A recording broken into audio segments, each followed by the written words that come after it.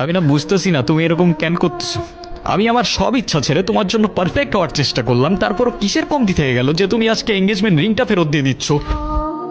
আরে আমাকে কারণটা তো বলো অ্যাটলিস্ট। আমার মনে হচ্ছে না আমাদের একসাথে থাকাটা পসিবল। সিরিয়াসলি? দেখো, অযথা সময় নষ্ট করো না। সময় তো তুমি আমার নষ্ট করছো। এরকমটাই করার হইলে আমার লাইফটা কেন নষ্ট করলো? ভেঙে ফেলার হইলে সব আগেই ভেঙে ফেলতা। তোমার যা ভাবার তুমি তাই ভাবতে পারো, আমার কোনো প্রবলেম নেই। আরে প্রবলেম তোমার থাকবে কেন? প্রবলেম তো তোমার ক্যারেক্টার। আর আমার লাখের প্রবলেম যে তোমার মতো একটা মেয়েকে ভালোবাসি।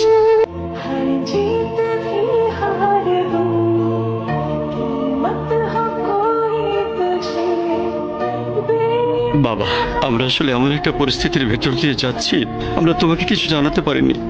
রুহি আসলে আমাদের কিছু বলতে দেয়নি।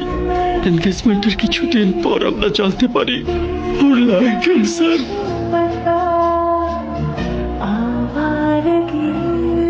আমাকে মাফ করে দিও রুহি, আমি না বুঝেই তোমাকে অনেক কথা বলে ফেলছি।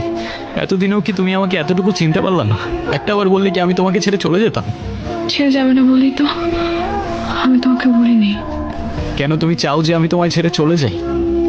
হ্যাঁ, তুমি কেন আমার এরকম একটা জীবনের সঙ্গে তোমার সুন্দর জীবনটা জড়াতে চাও বলো? তুমি ছাড়া আবার কিসের জীবন?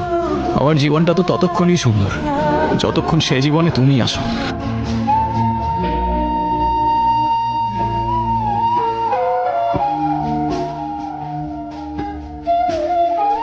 অযথা এসব কেন করছো রেহান? অযথা করছি? অযথা নয় তো কি, আমি আর কদিন এভাবে বাঁচবো? হিসেব করে লাভ কি বলো? যতক্ষণ নিঃশ্বাস আছে ততক্ষণ না হয় সেই মুহূর্তগুলোকে ঘিরেই বেঁচে থাকি। আজকে আছি, কালকে তো নাও থাকতে পারি, বলো? শুধু শুধু মায়াটা কেন বাড়াচ্ছ? মায়া বাড়ালে যে কষ্টটাও বাড়ে। দাঁড়ো, এক্ষুনি তোমার মন ভালো করে দিচ্ছি। তুমি কি ভিডিও করতেছো? Yes sir. আমি তোমাকে ছবি তুলতে বলছি, ভিডিও করতে বলিনি। আচ্ছা, তো ফিউচার রুহিকে তোমার কিছু ইচ্ছার কথা বলো, তাই ও দেখে নিতে পারবে যে তোমার ইচ্ছাগুলো আদৌ পূরণ হইল কিনা।